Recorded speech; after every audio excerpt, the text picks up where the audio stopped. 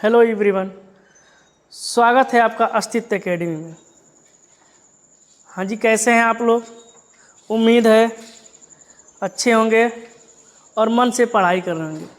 जैसा कि आप लोग जानते हैं, हम लोग यूपी बोर्ड का क्लास 10वीं का एक चैप्टर स्टार्ट किया था जिसका नाम था नियंत्रण एवं समन्वय, कंट्रोल एंड कोऑर्डिनेशन।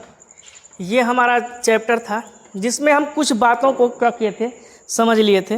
जैसे में हम ये समझे थे कि ये नियंत्रण एवं समन्वय होता क्या है। ये हमारा पहला लेक्चर था। ये जो हम पढ़ाए थे ये हमारा कौन सा लेक्चर था? पहला लेक्चर था। इसमें हम आपको सारी बातें क्या किए थे, डिटेल से बता दिए थे। आई होप कि ये वीडियो आप देखे होंगे और अच्छे से समझे होंगे और आपको समझ में भी आया होगा। ठीक, आगे इसके देखिएगा। आगे क्या है कि एक बार इसको हम क्या कर देते हैं, रिवाइज कर देते हैं, फिर आगे की बातें क्या करते हैं बता देते हैं। हम बताए थे कि नियंत्रण का शाब्दिक अर्थ होता है किसी चीज़ को क्या करना, काबू में रखना। और समन्वय वहीं पे एक शब्द है जिसका अर्थ होता है तालमेल या मेल जोल या आपसी सहयोग बना करके किसी कार्य को पूरा करना नियंत्रण में क्या कहलाता है, समन्वय कहलाता है। ये बातें थी जिसमें हम लोग ये क्या कर लिए थे, सीखे थे। अब देखिएगा इसके आगे हम बताए थे, साफ शब्दों में लिखा गया था कि हमारे शरीर में दो तंत्र कार्य करते हैं। एक तंत्र का नाम होता है तंत्रिका तंत्र, वह अंतःस्रावी तंत्र। ये दोनों तंत्र मिल करके या तालमेल बैठा के या आपसी सहयोग से काम कर रहे हैं और शरीर की क्रियाओं को क्या कर रहे हैं, नियंत्रित कर रहे हैं। इस घटना को हम लोग क्या कहे थे, नियंत्रण एवं समन्वय कहे थे। अब आगे एक वर्ड आता है, ध्यान से सुनिएगा। आगे एक वर्ड आता है ग्राही। क्या आता है? ग्राही।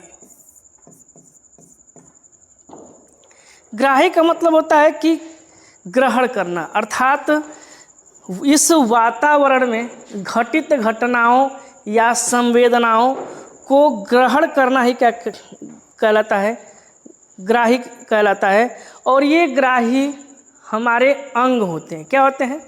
अंग होते हैं। ये ग्राही कौन होता है? हमारे अंग होते हैं। देखिएगा, हमारे शरीर में अनेकों अंग हैं, हमारे शरीर में अनेकों अंग हैं, लेकिन उन अंगों में भी कुछ अंग क्या हैं, विशेष अंग हैं जो संवेदनाओं को या कह लीजिए तो इस वातावरण में घटित घटनाओं को क्या करते हैं, ग्रहण करते हैं। ऐसे अंगों को क्या कहा जाता है? संवेदी अंग कहा जाता है। कौन सा अंग कहा जाता है? संवेदी अंग, या इसे ज्ञानेंद्रियां भी कहते हैं। क्या कहते हैं? ज्ञानेंद्रियां भी कहते हैं। जो हमारे वातावरण में सूचनाओं को या संवेदनाओं को जो घटनाएं घटित हो रही हैं उनको ग्रहण करना या संवेदनाओं को ग्रहण करना किसका काम है? संवेदी अंग अर्थात ज्ञानेंद्रियों का कार्य है। ये संवेदी अंग होते कौन से हैं? तो देखिएगा, एक संवेदी अंग है हमारा क्या, त्वचा। क्या है? त्वचा है। दूसरा है हमारा आँख। ठीक, त्वचा, आँख, नाक, कान और जीभ, ये हमारे 5 क्या हैं? ठीक, संवेदी अंग है। कह लीजिए तो कान, नाक और जीभ। त्वचा, आँख, कान, नाक और जीभ, ये हमारे 5 अंग ऐसे हैं जो इस वातावरण में होने वाली घटनाओं या संवेदनाओं को क्या करते हैं, ग्रहण करते हैं और फिर उन संवेदनाओं को मस्तिष्क तक पहुंचाने का क्या करते हैं, कार्य करते हैं।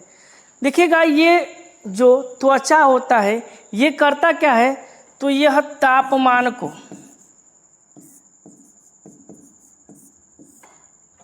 महसूस करता है या किसी स्पर्श हुई वस्तु को क्या कराता है, महसूस कराता है। आँख क्या करती है, तो आँख देखिएगा प्रकाश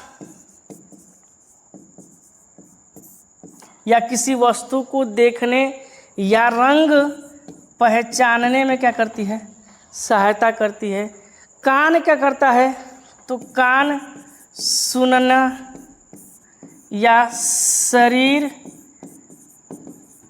का तापमान नियंत्रण में भी सहायता करता है। नाक क्या होता है, तो आप लोग भली भांति जानते हैं कि नाक सीखना सूंघने का कार्य करता है, अर्थात इस जितने स्मेल होते हैं उन्हें पता करने का क्या करता है, कार्य करता है। जीभ क्या होती है, स्वाद का पता ठीक लगाती। ये अंग ना होते तो फिर हमारे शरीर में जितनी भी घटनाएं घटित हो रही हैं वो घटनाएं घटित होती लेकिन समझ में नहीं आता। देखिएगा एक वर्ड अभी बोले थे हम लोग क्या, ग्राही, ठीक। ये हमारे ग्राही अंग है। क्या है, ग्राही है। त्वचा क्या है, त्वचा कैसा ग्राही है, तो त्वचा तापग्राही है। देखिएगा त्वचा क्या है, त्वचा तापग्राही है। आँख क्या है, तो आँख हमारा प्रकाशग्राही है, प्रकाशग्राही। आँख को क्या कहा जाता है, प्रकाशग्राही अंग कह सकते हैं, ठीक। कान श्रवणग्राही और जीभ रसग्राही, ठीक। और जो नाक होता है, नाक को घ्राणग्राही के नाम से जाना जाता है। तो इसे कह लीजिए श्रवणग्राही है, ठीक। नाक क्या है, घ्राणग्राही है, या कह लीजिए तो यहाँ पे ठीक। सूंघने का मतलब है गंध का पता लगाना, गंध, ठीक। और जीभ क्या है, रसग्राही।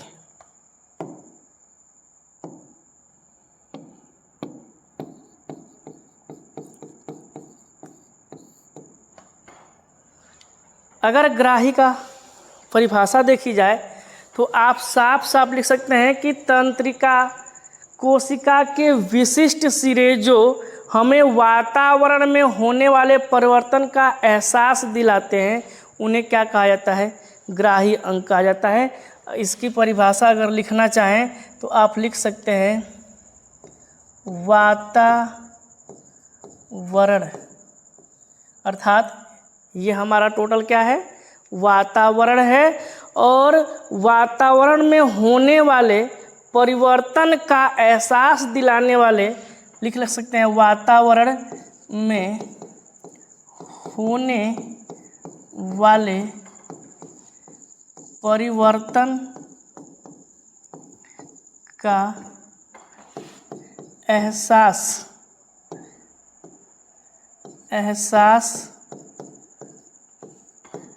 दिलाने वाले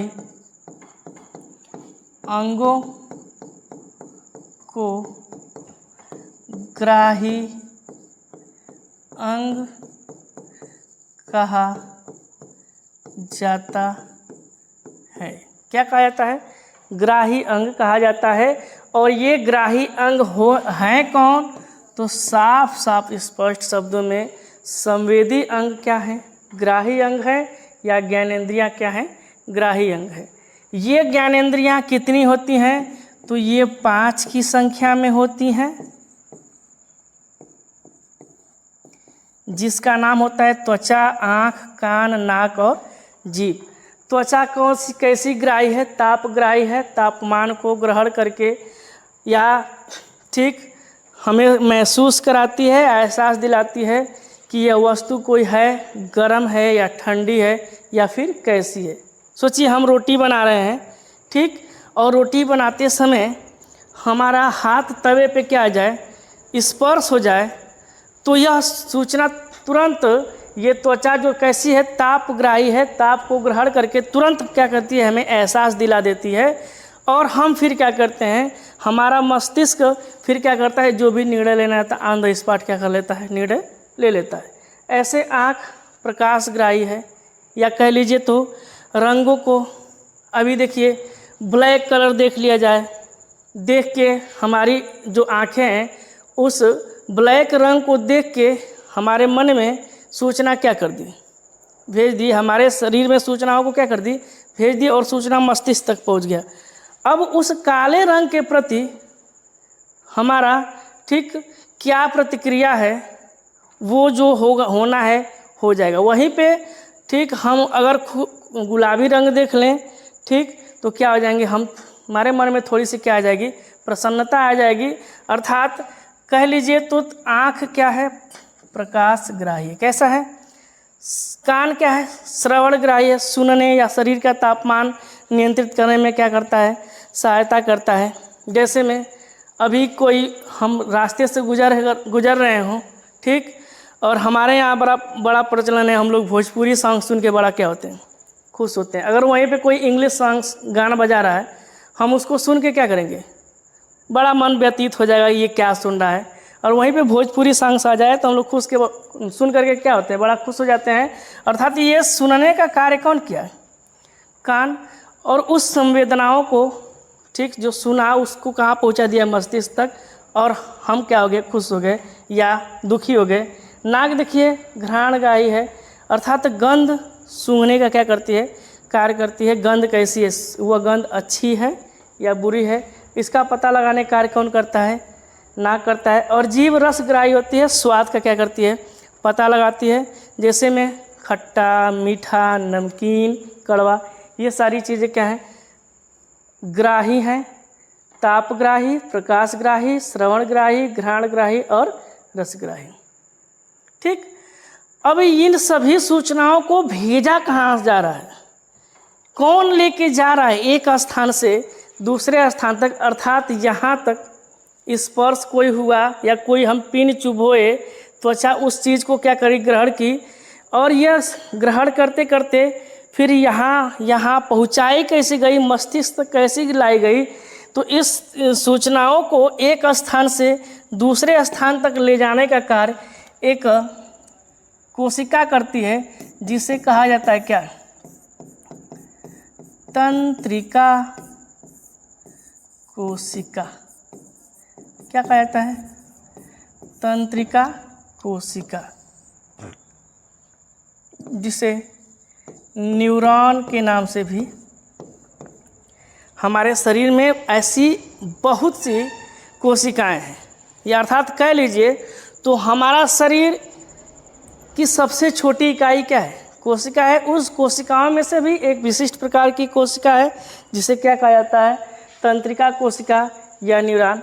यह तंत्रिका कोशिका ही क्या करती है, ठीक, पर्यावरण में घटित होने वाले सूचनाओं को, ठीक, संवेदी अंग तो क्या कर लिए, ग्रहण कर लिए, जो ग्राही अंग है वो क्या कर लिए, ग्रहण कर लिए, और फिर पहुंचा दिएगा किसके पास, या तंत्रिका कोशिका ही क्या कर ली, ग्रहण कर ली, और फिर क्या कर दिया गया, मस्तिष्क तक पहुंचाने का कार्य कर लिया गया।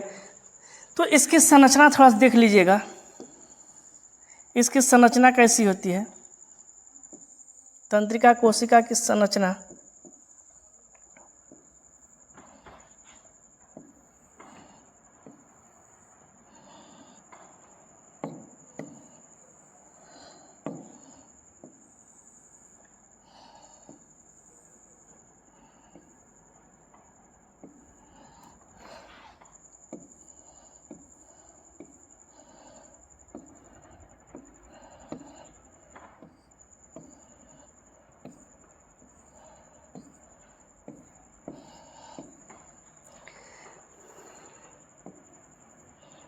देखिए ये है क्या, तंत्रिका कोशिका। ठीक, इस तंत्रिका कोशिका का ये जो रोएदार संरचना है इसे कहा जाता है क्या,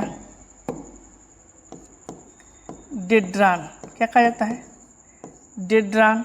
ठीक, आगे ये क्या है, डेंड्रान है। आगे ये जो एक संरचना आपको यहाँ पे दिखाई दे रही है, गोल सी संरचना, इसे कहा जाता है क्या,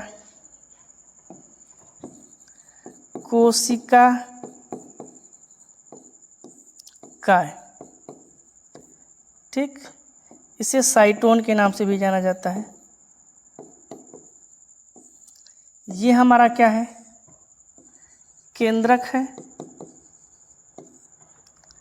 ठीक, और इस केंद्रक के अंदर एक प्रकार का चारों तरफ, केंद्रक के चारों तरफ एक प्रकार का पदार्थ पाया जा रहा है जिसे कहा जाता है केंद्रक या कोशिका द्रव कह लीजिए।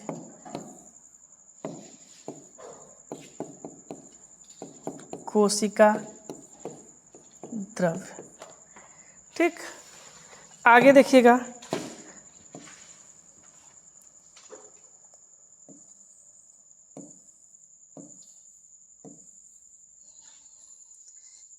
ये हमारा है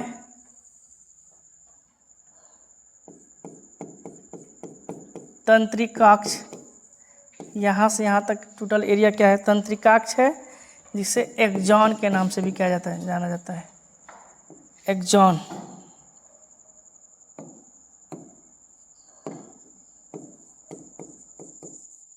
और ये हमारा क्या है, अंतिम सिरा। देखिएगा, सबसे पहले जो सूचनाएं होती हैं वह डेंड्रान क्या करता है, ग्रहण करता है। फिर इन सूचनाओं को लाया जाता है कहाँ तक, कोशिका काय। ये डेंड्रान से कहाँ आता है, कोशिका काय तक। फिर कोशिका द्रव्य, फिर पहुँचता है केंद्रक के पास, और फिर वह सूचना कहाँ पहुँचती है, एक्सॉन तंत्रिकाक्ष के पास, और फिर पहुँचा दी जाती है अंतिम सिरा तक। इसके जस्ट बाद क्या होता है, दूसरा, ठीक, तंत्रिका कोशिका होता है। जैसे में देखिएगा, यह अकेले हमारे शरीर की सबसे लंबी कोशिका, ये तो है कि हमारे शरीर की सबसे लंबी कोशिका कौन है। ठीक, हमारे शरीर की सबसे लंबी कोशिका कौन है, ये है कौन, तंत्रिका कोशिका। लेकिन ध्यान से देखिएगा, यह अकेले इतनी लंबी नहीं है। ठीक, सूचना कैसे यहाँ से यहाँ तक सूचना क्या कर दी गई, पहुँचा दी गई। तो ध्यान से देखिएगा, इसके जस्ट बाद क्या होता है, दूसरा हमारा तंत्रिका कोशिका पाया जाता है। दूसरा हमारा तंत्रिका कोशिका क्या होता है, पाया जाता है। ठीक,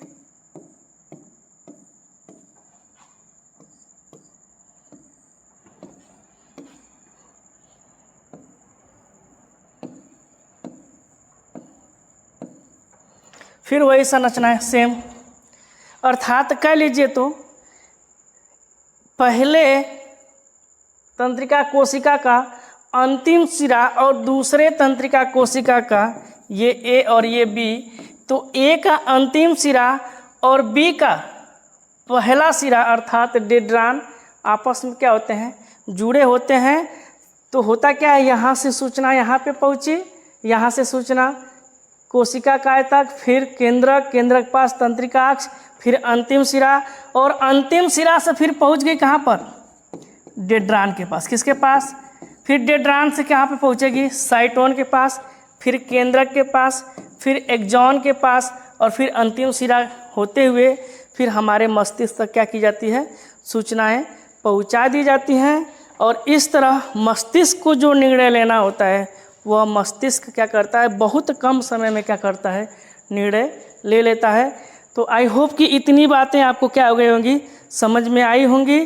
ठीक, एक बार फिर से देख लीजिए, हम लोग चैप्टर स्टार्ट किए थे नियंत्रण एवं समन्वय, क्लास 10वीं का ये चैप्टर नंबर 2 था, जिसमें हम लोग ये सारी चीज़ें सीख लिए थे।